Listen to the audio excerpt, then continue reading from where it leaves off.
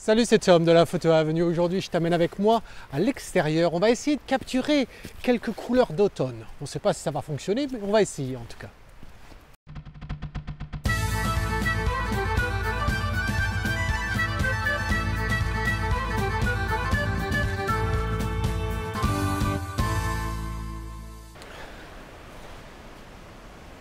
S'il y a une saison que j'apprécie par-dessus tout, c'est bien l'automne. Et je pense que ce n'est pas uniquement dû au fait que j'habite en Écosse. Non, je pense que c'est partout où tu te trouves à partir du moment où tu es dans l'hémisphère nord. À cause justement de ces couleurs qui apparaissent. C'est-à-dire le rouge, du jaune et puis du vert. On garde quand même un peu ce vert. Alors justement, c'est la bonne opportunité pour sortir, s'oxygéner. Et alors bon, j'apprécie que j'enregistre cette vidéo le 2 novembre. Et je crois que la France et d'autres pays sont en lockdown. Donc c'est pas forcément simple. Voilà. Mais bon, en ce qui nous concerne ici en Écosse, on n'en est pas encore confronté.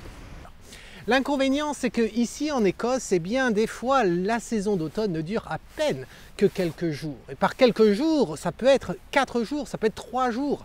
J'ai souvenir qu'il y a quelques années de ça, eh bien, en à peine 72 heures, il n'y avait plus de couleur d'automne. Et oui, quand je te dis que l'automne ne dure que quelques jours, je ne te parle pas de la saison de l'automne d'un point de vue théorique, qui dure comme toutes les autres, 3 mois. Non, je te parle d'un point de vue colorimétrique, justement. Et il s'avérait que des fois, à cette époque-là de l'année, eh bien, on a des grosses tornades de vent. Et du coup, ces tornades, quand elles passent, eh bien, elles nous déshabillent tous les arbres. Tout ce qu'on se retrouve, eh bien, c'est d'avoir un parterre de feuilles. Alors, le parterre de feuilles peut être intéressant, mais c'est vrai que j'avais envie de capturer quelque chose dans les arbres, avoir de la couleur un petit peu dans les arbres. Alors, pourquoi je suis sorti ce matin? Justement pour faire ça. On est le 2 novembre, on est quand même relativement tard en ce qui concerne l'automne, mais comme je te l'ai dit dans la vidéo précédente où je suis sorti à l'extérieur, eh bien c'est vrai qu'un petit peu de paresse de ma part pour aller à l'extérieur, et puis bon, j'avais des mariages et autre chose à faire ce mois-ci également. Alors pourquoi je suis sorti ce matin? Voilà, eh bien pour plusieurs raisons. Un, pour essayer de capturer les dernières couleurs d'automne, ça c'est une chose, mais ce qu'il y a de ce matin, c'est que bon, normalement il devrait pleuvoir dans 1 heure à peu près. Et j'avais envie, j'avais besoin en fin de compte d'avoir un ciel qui ne soit pas bleu. Alors pour l'instant, je n'ai pas de chance parce qu'effectivement, on voit du bleu à travers le dessus des arbres. Ce n'est pas ce que je recherche. Moi, le ciel bleu, si tu me connais, eh bien, ce n'est pas quelque chose que j'apprécie grandement. Mais tu vas le comprendre, d'autant plus quand on va essayer de composer la photo que j'ai en tête pour ce coin. Où est-ce que je me trouve? D'abord, eh bien, je suis dans une petite forêt à l'extérieur, dans le sud d'Édimbourg. On n'est pas très loin de chez moi. Et je suis passé là à vélo à plusieurs reprises, et ce qui avait attiré mon regard, eh bien, ça a toujours été cet arbre. Je ne sais pas à quel point tu le vois sur la GoPro, mais il y a ce groupe d'arbres qui en fait pousse depuis un gros bloc rocheux. Et j'ai toujours trouvé ça intéressant. Et puis on a cette eau ici. Alors certes, on a 2 grandes branches d'arbres dans l'eau. Est-ce que ces branches-là m'intéressent? J'en sais trop rien pour l'instant, mais j'ai toujours trouvé que c'était assez intéressant. L'inconvénient d'une scène comme ceci, eh bien, ça va être l'arrière-plan. Ça veut dire que pour pouvoir avoir cet arbre qui est quand même en hauteur par rapport à là où on se trouve, eh bien, on est amené à incliner l'appareil. Et en inclinant l'appareil, on est amené à capturer le ciel. Ce qui me dit que, comme je n'ai pas envie de capturer le ciel, soit il me faut un ciel très sombre, et je ne suis pas sûr que ça va fonctionner non plus, ou bien couper plus avant le sommet des arbres. Voilà. Alors aussi, ce qui se passe ce matin, c'est qu'en fin de compte, il n'y a pas de vent. Il n'y a pas de vent. Et l'intérêt de ne pas avoir de vent, c'est que ça va m'offrir la possibilité de faire des expositions longues. Alors pas très très longues, mais longues. Et alors pourquoi je te dis ça? Parce que tu pourrais très bien faire une exposition longue avec du vent. Seulement, le sentiment que j'ai envie d'injecter dans ma photo, ça serait un sentiment de paix, peut-être de lassitude ou mélancolie. Et donc du coup, eh bien, si j'ai pas envie forcément d'avoir les remues de l'eau, j'ai envie non pas de calculer, mais de capturer quelque chose en continu qui est très calme, etc. Et donc si j'ai du mouvement dans les branches, eh bien c'est cet élément qui vient à l'encontre de mon idée de sentiment de départ. Donc c'est pour ça qu'une journée sans vent, eh bien ça devrait bien marcher. Voilà. Alors la difficulté, comme je te l'ai dit tout à l'heure, eh bien ça va être de comment composer cette photo-là. Je ne l'ai jamais tenté, mais ce que je sais, c'est que je ne vais pas pouvoir la capturer au loin là-bas. Je vais être obligé de la capturer par ici. J'ai pas beaucoup de recul ici. Je vois des ronces à cet endroit-là. Ça va être relativement difficile. Alors, comme d'habitude, eh bien, qu'est-ce que je fais? Je prends le trépied, je le mets sur le côté. Je n'en utilise pas pour l'instant. Et je vais sortir mon appareil. En l'occurrence, le R5. Et au niveau de l'objectif, eh bien, j'en sais trop rien. J'en sais trop rien, mais je me dis qu'il y a une certaine distance, je vais vouloir cropper, je vais vouloir cadrer quand même relativement serré. Et je ne suis pas sûr que le 15-35 soit un bon objectif. Donc on va essayer d'abord avec le 28-70. Si je vois que 28 c'est trop court, c'est trop réduit, à ce moment-là je changerai, mais je pense que ça devrait le faire. Voilà. Alors, j'ai déjà, si tu te demandes ce que c'est que ce capuchon-là, c'est simplement un capuchon qui vient se mettre sur la bague que j'ai devant mon objectif qui me permet ensuite d'attacher un filtre. On ne sait pas si j'aurai besoin d'un filtre, on verra tout à l'heure. Voilà. Et pour l'instant, ce qui m'intéresse, c'est pas de trouver la bonne exposition. Non, c'est de trouver la bonne composition. Ça, c'est le plus important. Alors, déjà, je m'assure déjà que j'ai quelque chose de relativement lumineux dans l'écran. Voilà. Comme ceci. Je suis en train de monter les ISO, mais c'est pas du tout important. C'est juste pour avoir une image. Voilà. Alors, regardons ce qui se passe. J'ai quelques branches là qui sont un petit peu nues. Il y a très peu de feuilles là-dessus. Elles vont arriver pile dans le chemin, dans le cadrage de mon arbre. Donc là, ça me pose quand même un petit souci. Je pourrais descendre, mais en descendant plus, l'inconvénient, alors j'ai des bottes. Si j'ai besoin, je pourrais rentrer un petit peu dans l'eau. Tout dépend du niveau de l'eau. Et j'ai du mal à voir, en fin de compte, le niveau. Pour donner une idée, voilà ce que ça donne d'ici. Voilà.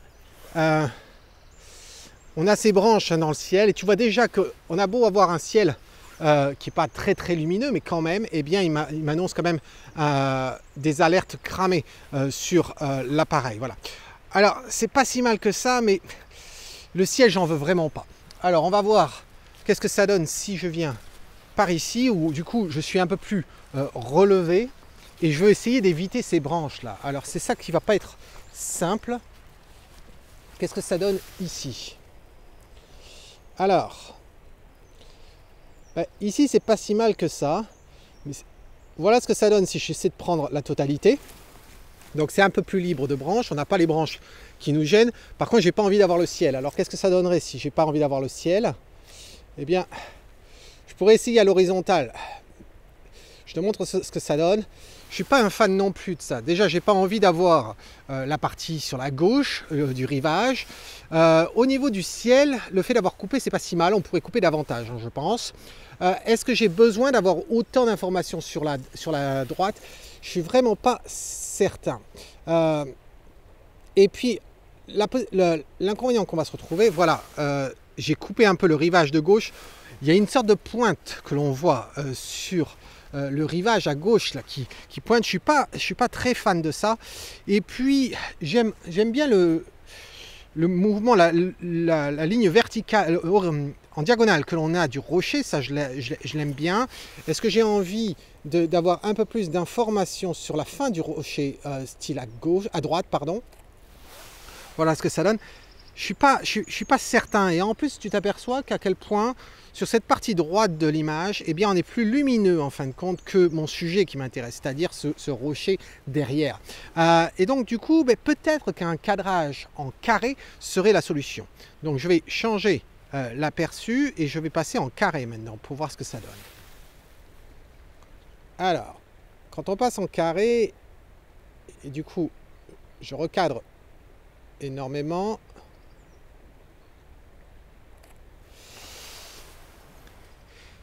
C'est pas si mal. C'est pas si mal que ça. Voilà. On se concentre davantage sur ce qui nous intéresse. Je me demande si en 4:3, ça serait encore faisable. Alors maintenant, on passe à la verticale en 4:3. Mais encore une fois, la verticale, c'est pas si évident que ça. Hein. C'est vraiment pas si évident que ça. Et en plus, ça nous rajoute plus d'eau devant. Et je suis pas certain qu'il y ait un gros avantage à ça. Donc je pense qu'en fin de compte, en étant au carré, c'était peut-être ce qu'on avait de mieux. Voilà. Alors maintenant que j'ai ça en tête, eh bien, je vais prendre le trépied, je vais essayer de recomposer ce cliché, cet angle que j'avais, et on va voir comment on construit ça. Je vais sûrement avoir besoin du filtre polarisant pour réduire justement l'aspect lumineux sur l'eau, et on va voir justement avec l'exposition quelle va être la longueur que je vais choisir, etc. Alors, pour le trépied. Le trépied, tu le connais, hein, j'ai fait une vidéo sur le sujet, si tu ne le connais pas, je t'invite à le faire, il est là. Aujourd'hui, bien sûr, je n'ai pas pris la colonne centrale, comme à chaque fois quand je fais des photos de paysage. Un jour ou l'autre, je vais le regretter. Un jour ou l'autre, je vais le regretter. Pourquoi? Parce qu'il y a des chances qu'un jour ou l'autre, eh bien, j'ai besoin d'avoir mon appareil extrêmement haut, beaucoup plus haut que ma tête, etc. Et à ce moment-là, ben, ça va être un petit peu embêtant. Mais justement, c'est de faire du repérage qui nous permet d'identifier ces problématiques-là, ces contraintes. Et du coup, bien, je reviendrai à ce moment-là, à un moment ultérieur, et je mettrai ma colonne pour avoir ce cadrage qui me suffit. Aujourd'hui, j'espère que ce ne sera pas le cas. Alors, on va sortir la tête de trépied, ma toute nouvelle tête de trépied. Voilà, c'est la première fois que je vais l'utiliser pour faire du paysage. J'ai fait une vidéo d'ailleurs sur cette nouvelle tête de trépied, si tu ne l'as pas vue, ça s'affiche ici, voilà. Et maintenant, eh bien, on va positionner tout ça. Alors, comme j'ai dit, c'est les ronces ici. Alors, ça ne va pas être si simple que ça.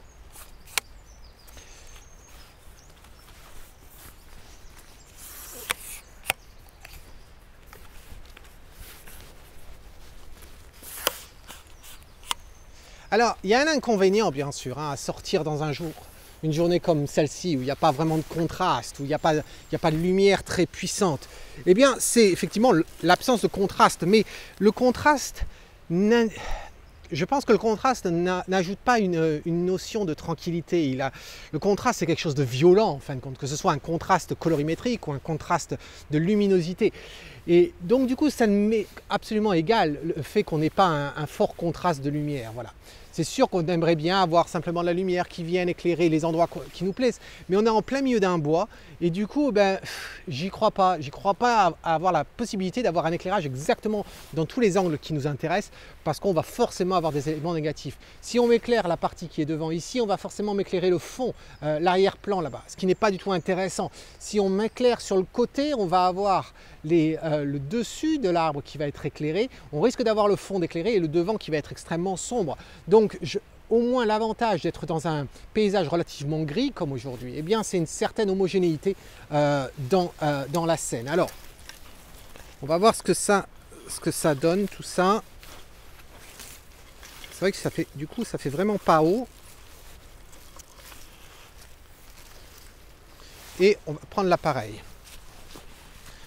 Alors, pour l'appareil, en fait, je pourrais gagner davantage. J'ai beau être en carré peut-être, je vais peut-être gagner si je passe l'appareil à la verticale. Certes, c'est un carré, donc le carré, ça n'a aucune importance. Mais justement, grâce à la plaque en L, je pourrais la monter et gagner quelques centimètres de haut.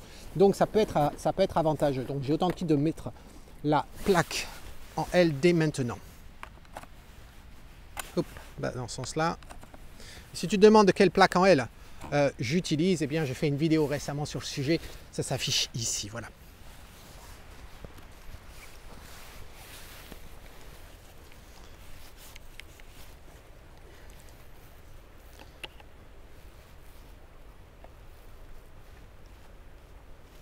Voilà, hop, grossièrement, et ensuite on va affiner. Alors, bah, j'ai de la chance parce qu'en fait, compte je suis de niveau, c'est vraiment la chance. Et au niveau du cadrage, alors, je vais repasser, non pas en 4:3, mais en carré pour voir qu'est-ce que ça donne. Et je pense, c'est là que je vais utiliser l'avantage de ma tête de trépied, c'est de pouvoir faire pivoter sans avoir à jouer avec la boule. Alors, ce que je remarque aussi, c'est qu'en haut de l'arbre, on a une branche noire. Je vais prendre la photo rien que pour te la montrer. Voilà, et du coup, ben, cette branche noire, eh bien, elle va attirer l'œil malheureusement. Donc Et là, je me dis que peut-être le carré, eh bien, ça va être un petit peu léger en fin de compte. Ça peut être peut-être un petit peu court. Alors bien sûr, comme je suis en RAW, de toute façon, le choix que je fais là n'est pas gravé dans la pierre. Hein. Je peux toujours, c'est pour me donner une idée, je peux toujours régler ça après coup. Je vais essayer en 4x3. 4x3, du coup, ça me demande à zoomer davantage. Et je trouve que 4x3, eh bien, c'est vraiment pas assez. Donc je crois que je vais me laisser sur un carré, voilà. Donc on reste sur le carré. Et là, ensuite c'est à combien je souhaite garder sur la partie droite. Je vois qu'il y a un arbre sur la partie droite qui n'est pas forcément très intéressante, mais je m'aperçois aussi que sur la partie gauche, on a ce triangle du rivage qui ne m'intéresse pas non plus. Donc je pense que je vais le laisser comme ceci. Je te refais une image rien que pour te la montrer. Voilà, hop, pour donner une idée de ce que ça donne. Je pourrais effectivement monter davantage, peut-être un peu plus, quitte à ce que la branche, je fasse quelque chose dans Photoshop pour régler la branche après coup. Et là, je m'aperçois qu'en faisant ça, il me faut quand même un petit peu d'espace si je souhaite garder. Si je souhaite garder en fin de compte les trois branches, il n'y en a pas deux, il y en a trois branches dans l'eau si je souhaite garder ça.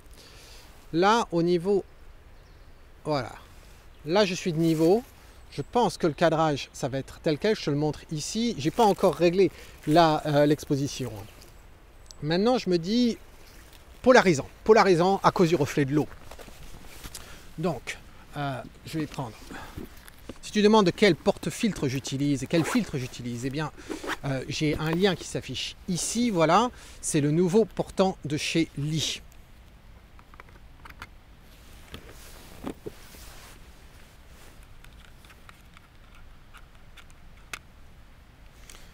Et voilà.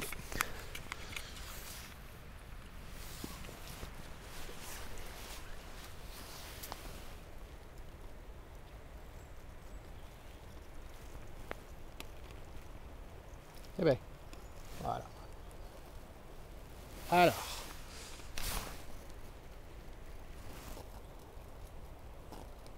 voilà, il est monté. Et maintenant, eh bien, je regarde. Effectivement, j'adorerais te montrer l'effet du polarisant. Je ne sais pas à quel point toi j'ai un filtre polarisant également sur la GoPro. On va voir si je joue avec. Tu vois l'effet que ça donne. Voilà. Eh bien, imagine, c'est la même chose avec l'appareil photo. D'ailleurs, je suis en train de voir, est-ce que au niveau du cadrage, oui, ça va. Pour donner une idée, je vais désactiver le filtre polarisant. Je prends une photo. Voilà. Et je reprends la même photo avec le filtre polarisant. Voilà. Donc, bien sûr, elle est un peu plus sombre, mais au moins, tu vois l'effet que ça a sur l'eau.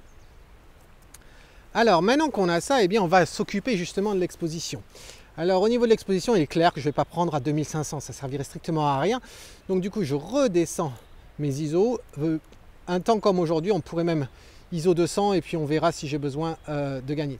Au niveau de l'ouverture, l'élément le plus proche, ce sont mes trois branches. Elles sont à plus de 10 mètres de là où je me trouve. Donc, de toute façon, eh bien... j'ai pas besoin d'une ouverture type F13 ou F14 ou F16. Voilà, un F11, ça va aller amplement. Ensuite, donc j'ai F11, j'ai maintenant le temps. Alors le temps, on va voir qu'est-ce que ça donne si j'ai besoin effectivement d'avoir une exposition correcte. Là, eh bien ça me fait 0,4 secondes. 0,4 secondes et j'ai quand même du reflet hein, dans l'eau. J'ai quand même du reflet. Et si j'affiche l'histogramme, c'est relativement équilibré. Voilà. Alors maintenant, au niveau de la mise au point, où est-ce que je vais faire la mise au point, eh bien, on pourrait s'amuser. Un jour, je te montrerai en vidéo. On pourrait s'amuser de passer en manuel. C'est vrai que je fais toujours les mises au point en manuel. Mais c'est vrai qu'avec le passage aux objectifs RF, ça a changé drôlement la donne sur la façon, sur ma méthode d'approche pour faire la mise au point. Parce que ça ne fonctionne plus de la même façon. Donc là, eh bien, en faisant la mise au point sur les branches, ou du moins à l'infini, voilà, j'ai absolument tout tout de net. Voilà, donc ça ne me pose aucun souci. Je vais même désactiver la mise au point manuelle parce que j'ai le focus picking, donc ça me donne des couleurs partout, c'est soi-disant net. J'en ai pas besoin. Je vais utiliser la télécommande que je vais brancher.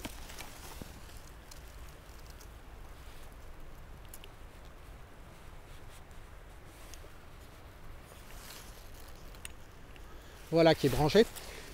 Et de toute façon, j'utilise le AF On. Et quand on utilise le AF On, eh bien, on est sûr que en découplant la prise de vue de la mise au point, eh bien, on est sûr de ne pas avoir à modifier la mise au point qu'on aurait faite manuellement, par exemple. Donc, là, 0,4.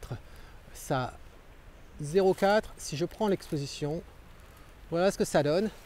Là, ce qui est intéressant, bon, ce qui nous intéresse, c'est uniquement la partie en dessous du sommet des arbres. Ce que je regarde maintenant, c'est surtout certes la netteté, mais je regarde en fin de compte le mouvement dans l'eau. Je veux voir si l'effet qui m'intéresse, est-ce qu'il est là. La netteté, il n'y a absolument aucun souci là-dedans. Il n'y a aucun souci là-dedans. Je suis vraiment pas fan de ce petit triangle de rivage que l'on a derrière. Il y a des chances en fin de compte que je retire ça après coup avec Photoshop parce que ça n'apporte absolument rien. Voilà, ça apporte rien. Au niveau de l'exposition en soi, eh bien l'exposition, l'histogramme, il est faussé en quelque sorte. D'un, on sait déjà que l'histogramme se base sur le JPEG et non pas sur mon fichier RAW. Et de deux, l'histogramme ne sait pas le cadrage qui m'intéresse, à savoir pas ce qui se trouve au-dessus de la cime des arbres. Et au-dessus de la cime des arbres, on a un gros nuage gris-blanc qui s'affiche comme étant cramé d'ailleurs. Et donc du coup, il prend ça en considération dans l'affichage de l'histogramme. Donc j'ai une pointe sur la droite et elle n'existe pas en réalité. Elle n'existe pas. Pour te montrer exactement ce que je veux dire, comme tu peux voir l'histogramme, eh bien, hop, tu peux voir l'histogramme. Il a cette pique ici. Cette pique-là, en fin de compte, correspond au ciel que l'on a à cet endroit-là où tu vois qu'il y a l'alerte. Donc, comme le cadrage qui m'intéresse, il est plus réduit, il se trouve en dessous, et bien toute la partie super éclairée, elle ne l'est pas. Ce qui m'intéresse, c'est surtout de regarder cette partie-là, la partie sombre de l'histogramme, où est-ce qu'on en est, et apparemment, j'ai quand même des détails. Si on change la vue, comme ceci, et puis on peut regarder l'aspect. Alors, à chaque fois que je rapproche la GoPro de l'appareil, le détecteur se met en route et c'est pour ça qu'il assombrit l'écran. Au niveau du mouvement dans l'eau, ça me plaît assez. Hein, j'ai pas de souci à ce niveau-là. On a une belle netteté sur la branche, sur les branches, et par rapport à ce cours d'eau. J'ai presque envie d'ailleurs tu te rappelles, j'étais à ISO 200, je vais passer à ISO 100 et ça va m'augmenter le temps d'exposition. Et voici le triangle en question que je vais sûrement supprimer. Voilà. On est à ISO 200, je passe à ISO 100. Voilà. Et comme on était à 0,4, eh bien tu l'as deviné, 1, 2, 3, ça fait 0,8 pour être au même niveau. Mais je t'avouerai que j'ai l'impression que ça éclaircit un petit peu trop. Ça éclaircit un petit peu trop, la lumière a changé. Et du coup, je passe à 0,5. Voilà. On pourrait même se demander, eh bien, à ce moment-là, est-ce que je vais utiliser un filtre, non pas gradué, mais un filtre neutre pour forcer justement un temps d'exposition un petit peu plus long.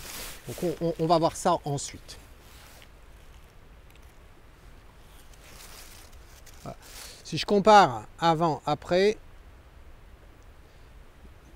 eh bien, c'est un peu mieux. Ah, j'ai des chiens qui viennent se rapprocher.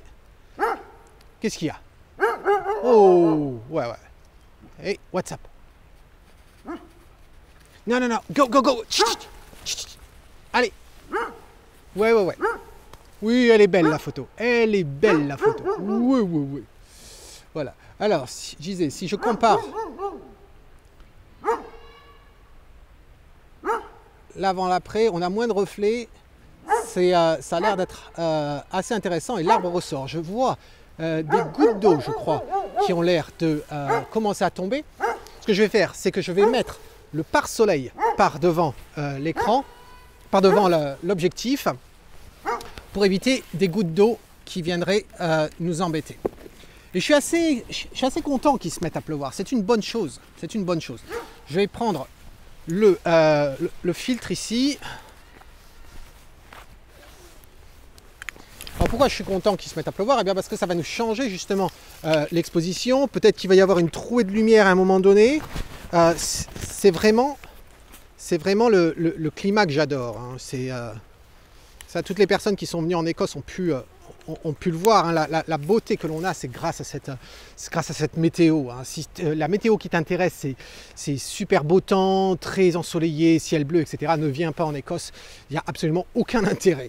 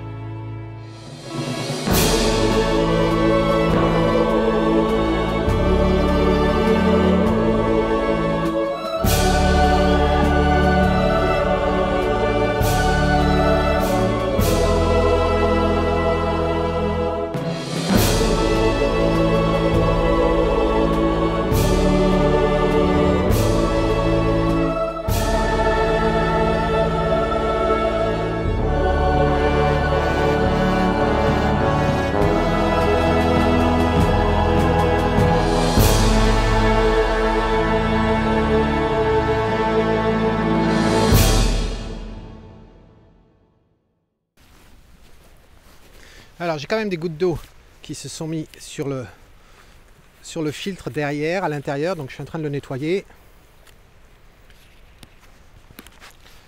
Je vais aussi en profiter pour vérifier l'objectif. Alors là c'est là que c'est vraiment pas facile. Il n'y a pas l'air d'y en avoir vraiment, mais juste au cas où.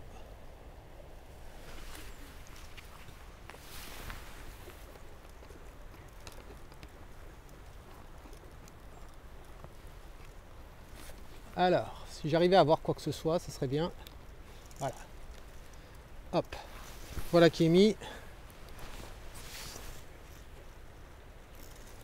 Comme ceci, je repositionne. Et maintenant, il va falloir que je gère mon filtre polarisant comme il était. Alors, bien sûr, on a les chiens.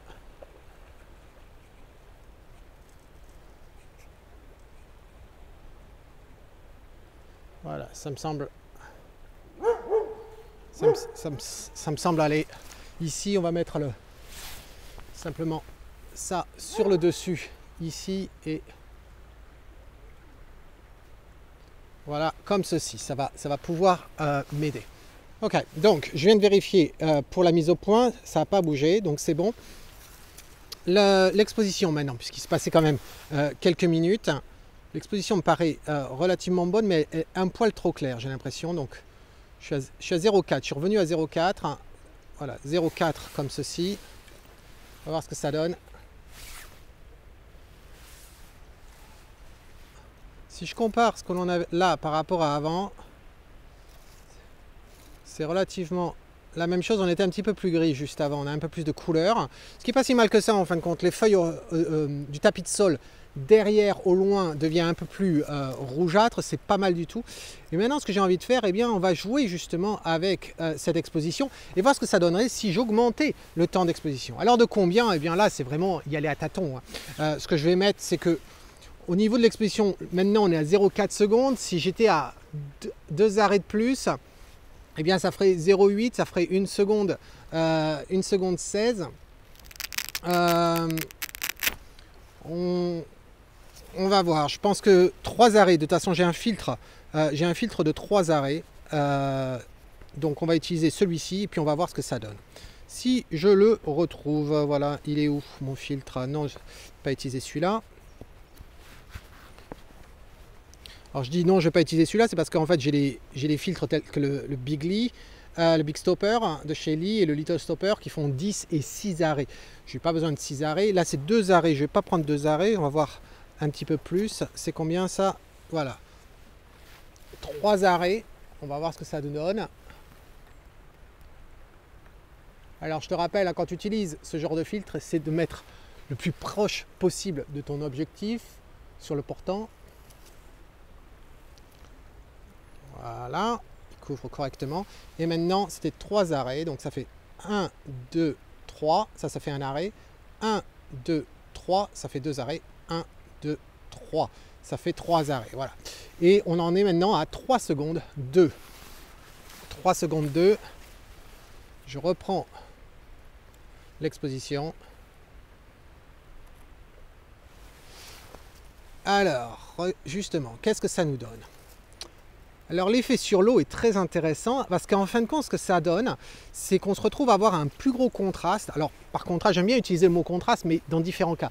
On a le contraste lumineux, on a le contraste colorimétrique. Là c'est un contraste de netteté en fin de compte que l'on se retrouve à avoir entre l'eau et les éléments, à savoir par exemple les 3 poutres, les 3 poutres, et puis et le reste. Alors je suis en train de regarder, c'est vraiment extrêmement net tout ça, c'est très très très sympa et c'est pas mal, c'est vraiment pas mal du tout. Ce que je m'aperçois, c'est quand même que là, je trouve que comme tu peux voir, la branche qui est à gauche eh bien, est un petit peu trop proche de la branche du milieu. Je vais voir si j'arrive à la bouger un petit peu. Je pense que ça pourrait améliorer la composition justement. Alors l'idée c'est de savoir où est-ce que je peux aller pour entrer dans l'eau avec mes bottes sans trop m'enfoncer.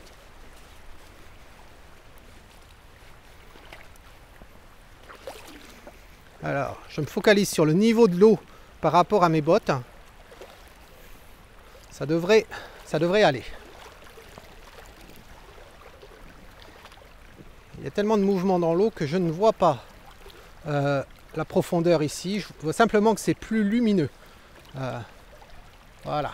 Alors, ça a l'air d'être lumineux également de ce côté-là, où c'est vraiment limite. C'est vraiment limite. Et bien sûr, je ne peux pas la bouger. Ils sont pris dans la vase.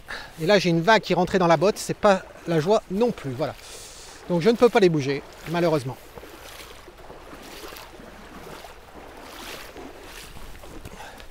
Oui, j'ai un pied de mouillé. J'ai un pied de mouillé, mais c'est pas grave. C'est pas grave. Alors, je vais fermer mon sac parce qu'il pleut.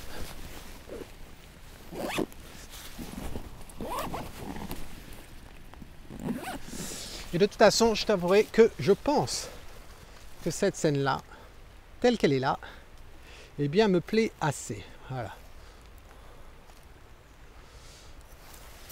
Je vais voir, la luminosité a changé légèrement. Je regarde.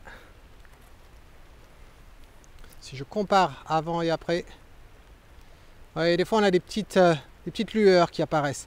Mais je préférais ce qu'on avait juste avant. D'ailleurs, je vais lui mettre 3 étoiles. Non, 5 étoiles, elle mérite 5 étoiles. Voilà, pour me rappeler de l'endroit où je me trouve. Voilà. Alors, je pense que c'est bon pour cet endroit-là. Je vais voir si en allant vers la voiture, eh bien, je vois autre chose. Je sais qu'il y a une chute d'eau là-bas. Je vais voir si j'arrive à capturer quelque chose. Toi, tu vas voir dans tous les cas, même si je trouve rien d'autre, eh bien, on se retrouve au studio pour voir comment je retravaille cette photo. Alors nous voici enfin au studio. J'ai eu l'occasion de regarder de plus près les clichés qu'on a pris ensemble durant la première partie de cette vidéo. Je vais te montrer maintenant en fin de compte la photo que j'ai choisi de garder, comment j'ai décidé de la retravailler et aussi de trouver une conclusion à cette sortie automnale un petit peu tardive. Je dois dire qu'au total, comme tu vas le voir, on n'a pris que 18 photos. Et oui, je dis que 18 photos parce que ça m'arrive très bien de sortir et me focaliser sur une scène et d'en faire 50 photos avant d'obtenir celle qui me convient. C'est un procédé itératif, hein, ma méthode. Tout d'abord, on se concentre toujours sur la composition, se poser des questions, quels sont les sujets qui m'intéressent, les éléments qui ne m'intéressent pas, etc. S'assurer que les éléments négatifs ne viennent pas prendre la priorité sur le sujet ou sur les autres éléments qui cohabitent avec notre sujet, qui sont plus ou moins positifs. Voilà. Donc tout ça, eh bien à chaque fois, c'est vrai que j'aime bien prendre des clichés. Je t'ai aussi pris des clichés pour te montrer aussi ce que je voyais, donc j'en aurais peut-être pris un petit peu moins par rapport à, dans ce cas précis. J'avais pris 18. La première question que je m'étais posée, c'était de savoir si vraiment je préférais cette avant-dernière photo, celle que j'avais marquée avec les étoiles déjà depuis l'appareil photo, par rapport à celle que j'ai prise juste en dernier avant qu'on se quitte il y a quelques secondes pour toi. Mais regardons de plus près dans Lightroom. Voici les 18 photos plus des duplicats. Et si on met justement ces deux photos côte à côte. Alors, celle qui est à droite, en fin de compte, c'est vraiment la dernière photo que j'ai prise. Et celle qui est à gauche, eh bien, celle d'avant. Celle de gauche, c'est celle que j'ai gardée. Alors, c'est vrai que quand on regarde le mouvement dans l'eau, eh bien, je préfère celui que l'on a à droite. Pourquoi? Eh bien, ne serait-ce que le reflet qui est beaucoup moindre, le reflet de lumière que l'on a sur l'eau qui est beaucoup moindre par rapport à celui qu'on a avant. Cela dit, quand on regarde de plus près, eh bien, on s'aperçoit qu'il y a certains changements, à savoir par exemple du mouvement dans les feuilles. Comme tu peux voir ici, il y a du mouvement qui ne me plaît pas. Je te l'ai expliqué en première partie de cette vidéo. Je ne veux pas avoir trop de mouvement dans les feuilles.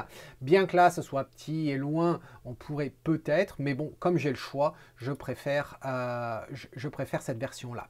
Et puis ensuite, il y a certaines parties de luminosité qui sont un poil différents également. Donc du coup, eh bien, j'ai décidé de rester sur cette version-là. Celle que j'avais marquée avec les 5 étoiles.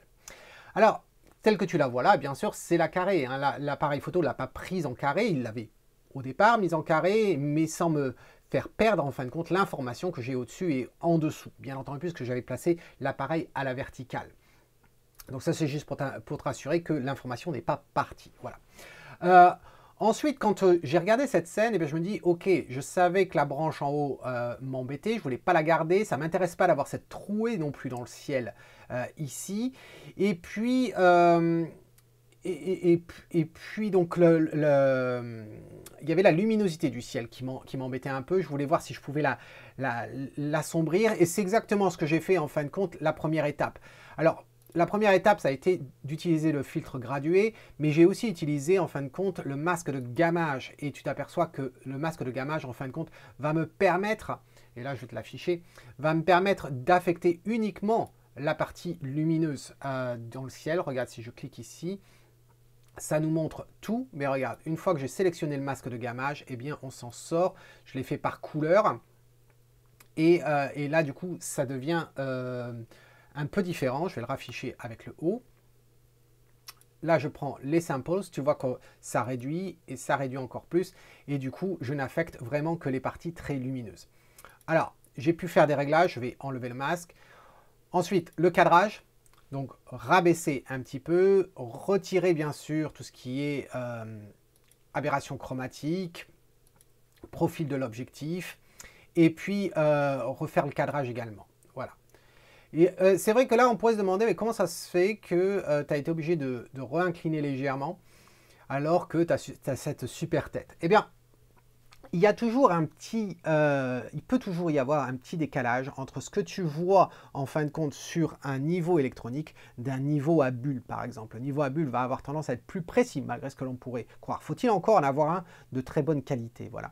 Donc je mets ça là-dessus parce que vraiment ça me paraissait bien net. Mais comme tu peux voir, c'est vraiment pas grand-chose en fin de compte. C'est 65 degrés, 0,65 degrés, donc vraiment pas grand-chose du tout. Ensuite, eh bien, je suis parti comme d'habitude, là je suis allé dans Sharpen cette fois-ci, parce que de toute façon on était avec ISO 100, donc il n'y avait pas de raison à avoir du bruit.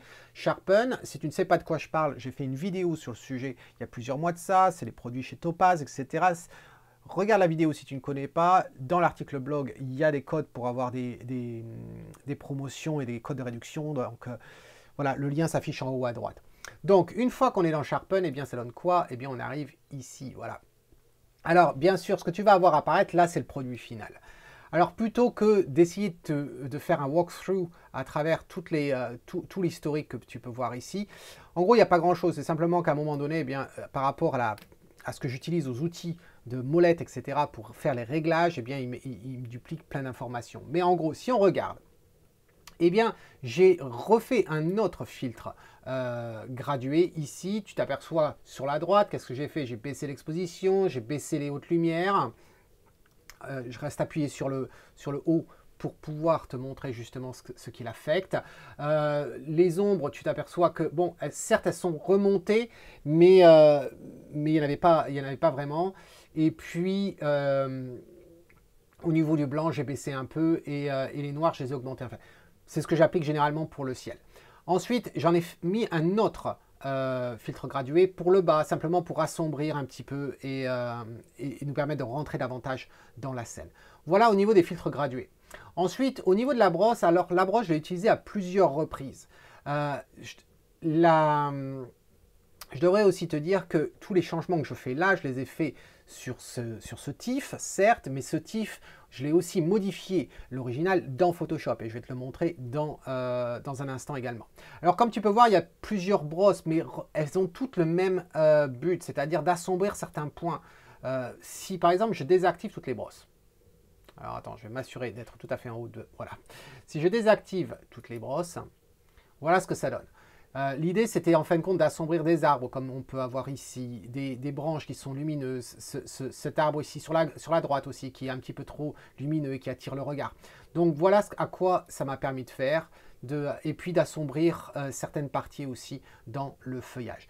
Voilà, en gros, c'est tout au niveau de la brosse. Au niveau de l'exposition globale, eh bien oui, il y a certains changements, par exemple une augmentation de l'exposition légèrement, les hautes lumières, de les avoir descendues un petit peu, les ombres, de les avoir augmentées, ça permet de récupérer un petit peu de détails ici sur le rocher. Au niveau des noirs, par contre, essayer de récupérer du contraste aussi un petit peu, que l'on n'avait pas dans la scène, donc ça pose pas de souci. Et en gros, eh bien, c'est tout. C'est tout sur cette photo-là. Après, bien sûr, eh bien, il y a le travail dans Photoshop. Alors, si on regarde le travail dans Photoshop, au départ, on est comme ça. Voilà, c'est la photo qu'on a vraiment au sortir de Topaz. Il n'y a rien qui a été fait sur la photo à part avoir amélioré la netteté et puis le bruit qu'il aurait pu y avoir éventuellement. Voilà. Donc la première chose, eh bien, ça a été de faire du nettoyage. Pour le faire, comme j'ai expliqué, eh bien, c'était ce triangle-là, ce triangle de terre, de sable que l'on a du rivage de gauche qui ne me plaisait pas. Et donc du coup, ça a été une des premières choses. Et puis essayer, il y avait certaines traînées aussi, il y avait des choses lumineuses sous l'eau qui je trouvais attirer le regard. Il y a certaines feuilles qu'on en a par exemple à gauche. Alors je vais augmenter la taille de mon curseur pour que tu le voyes un peu mieux, mais il y a des feuilles qui attirent le regard ici à gauche, qui sont un petit peu, qui font un petit peu bazar, voilà. Et donc du coup, on obtient quoi? Eh bien, on obtient ça, voilà. On/off, comme ça tu peux voir ce qui se passe. Certaines trouées aussi, on s'aperçoit qu'il y avait une trouée ici dans le ciel que je trouvais être un petit peu trop lumineuse, voilà. Ensuite, une fois que j'ai fait ça, eh bien, ça a été d'essayer de modifier un petit peu ce reflet dans l'eau. Et donc du coup, ben, voilà, j'ai fait comme ça en jouant avec le tampon aussi simple que ça, bien que ça prenne un peu de temps pour faire quelque chose d'assez homogène. Et puis quand je suis arrivé là, je me suis dit, ben, c'est pas assez. C'est pas assez, ça me plaît pas, il y a quelque chose qui me plaît vraiment pas dans le mouvement de l'eau, etc. Je voudrais aller plus loin. Et du coup, il y avait quand même cette luminosité qui me plaisait pas assez sur, sur le parti central ici. Et je me suis dit, bah, je vais utiliser un flou, et c'est ce que j'ai fait. J'ai utilisé un flou de gaussien qui me permet en fin de compte de flouter un petit peu l'image. Et grâce à un masque de fusion, eh bien, je peux déterminer en fin de compte les endroits que je souhaite affecter. Si tu ne sais pas ce que sont les masques de fusion, j'ai fait une vidéo sur ce sujet. J'aimerais bien te dire, le lien s'affiche en haut, mais avec tous les autres liens que je t'ai mis sur la vidéo jusqu'à présent, il y a des chances que je ne puisse pas, parce qu'on est limité quand même à 4 ou 5. Donc je ne vais pas pouvoir te mettre le lien, mais il suffit de chercher sur la chaîne, ou bien tu vas sur le site de la Photo Avenue, tu vas dans le blog, et tu peux faire une recherche, tu vas le trouver à cet endroit-là, dans la partie Photoshop par exemple.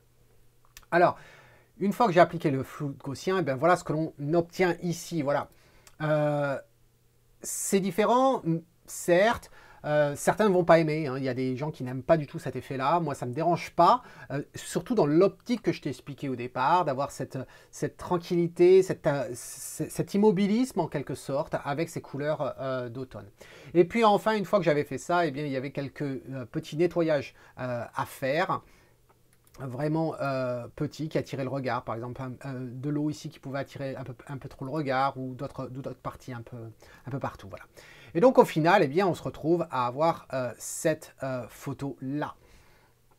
Alors, qu'est-ce qu'on en fait une fois qu'on est là? Eh bien, c'est vrai qu'au départ, pour être complètement honnête avec toi, je pensais que cette photo n'allait pas avoir plus de valeur que d'être sorti, d'avoir pris l'air, d'avoir fait une vidéo avec toi en extérieur, voilà.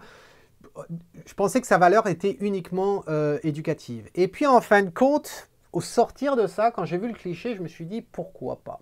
Pourquoi pas aller plus loin? Pourquoi pas lui donner davantage de vie justement à cette photo? Tu sais exactement ce dont je veux parler, bien entendu. Je l'ai imprimé. Voilà. Je l'ai imprimé et là, eh bien, quand je dis que d'imprimer une photo, c'est vraiment lui donner la vie, eh bien, c'est un très bon exemple ici. Cette photo-là, ok, je l'apprécie, mais je trouve que le ciel derrière m'embête un peu. Enfin, voilà, ça ne va pas forcément être ma photo favorite. Cela dit, une fois qu'elle a imprimé, j'ai trouvé que vraiment, elle prenait enfin de l'élan, elle prenait de la valeur et elle ressortait vraiment d'une façon très intéressante. Voici donc la photo obtenue au final. Et je dois dire qu'elle me plaît beaucoup. Elle me plaît vraiment beaucoup. Elle va rejoindre bien sûr la collection sur Tom Migo Fine Art. Mais vraiment, je suis très content. Voilà, je suis très content de l'avoir photographié. Si tu te demandes sur quoi je l'ai imprimé, c'est un papier mat de chez Canson, bien entendu.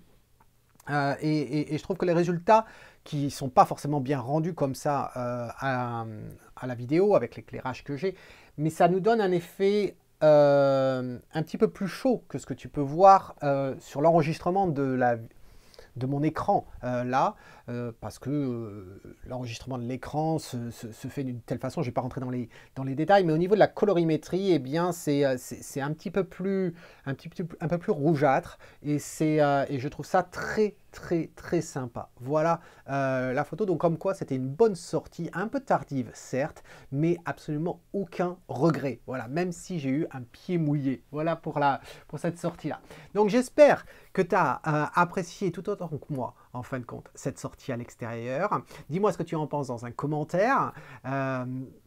N'oublie pas de mettre un pouce, ça aide toujours bien entendu. Plus j'aurai de pouces pour cette vidéo, bien plus j'aurai envie de faire davantage de vidéos à l'extérieur. Dis-moi aussi si tu trouves que ce genre de vidéo est trop long. J'ai toujours tendance à croire qu'elles sont trop longues, ces vidéos à l'extérieur, mais en même temps, je vais te donner un maximum de détails. Je vais aussi te montrer le temps que ça prend, en fin de compte, aussi de créer. J'ai pas envie de sous-entendre, en fin de compte, que ça va en 2 minutes et on arrive à créer quelque chose. Voilà, et te montrer toutes les difficultés, toutes les questions qu'on est amené à se poser lors de ce procédé photographique. Donc, dis-moi tout ça dans un commentaire, et en attendant la prochaine fois, eh bien, c'est Tom qui te dit, si tu aimes ce que tu vois, ben, fais comme moi, va le capturer. Cheers.